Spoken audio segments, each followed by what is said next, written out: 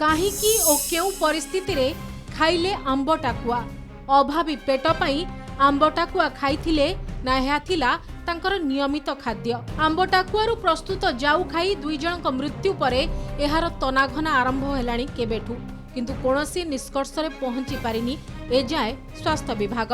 शव व्यवच्छेद रिपोर्ट और खाद्य नमूना रिपोर्ट को अपेक्षा रही। एहारी भितरे आउ दुई जनक अवस्था संकटापन्न हेबारु एससीबी रो आईसीयू रे भर्ती होइछंती। दुई जनक लिवर और मल्टी ऑर्गन फेल होइछि बोली कुआ जाउछि। अधिक दिन रखी आंबटाकुआ खाइथिबारु एहा विषाक्त होइगला बोली कहिछि स्वास्थ्य विभाग। प्रथम दुई जनक मृत्यु एही कारणरू होइथिला। अन्यपटे एमकेसीजी रे चिकित्सित 4 जनक अवस्था भल अछि।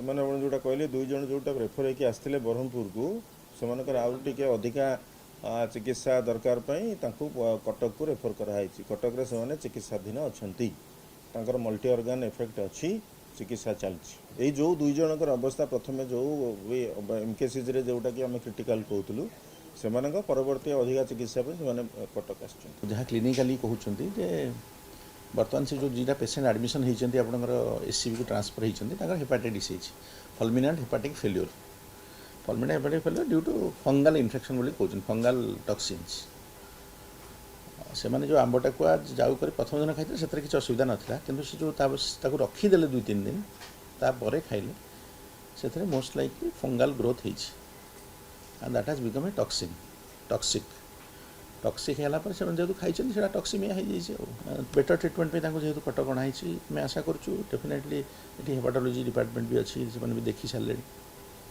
But this is a serious condition liver failure हवाटा गोटे serious condition multi organ failure टा आउरी डेंजरस। सेपटे राशन सामग्री मिली नथिबारु बाध्य होई आंबटाकुआरु प्रस्तुत जाऊ खाई एभली घटिला, किंतु सरकार एहाकु घंट घोड़ेबाकु चेष्टा करुछंती बोली विरोधी आरोप जारी रखिछंती। अक्टोबर रु डिसेंबर पई चाउल नवेम्बर 2 रे दिया जायछि। एथिरु स्पष्ट अक्टोबर राशन मासे विलंबर दियागला। एहा अपराधिक पदक्षेप।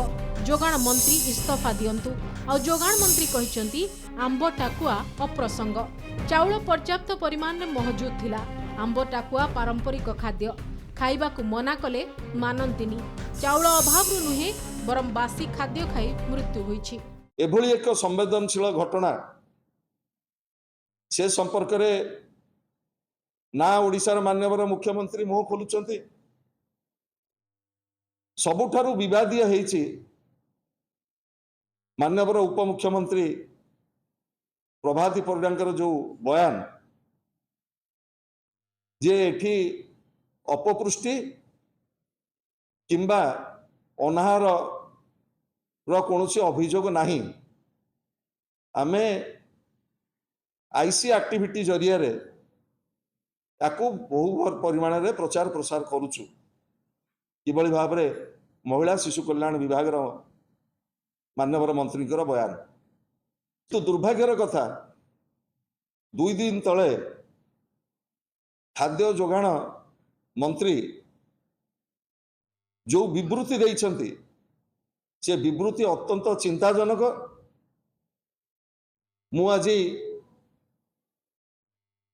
दाबी करने को चाहे से तुरंत क्षमा प्रार्थना करंतु तांकर निजर विवृत्ति पाई।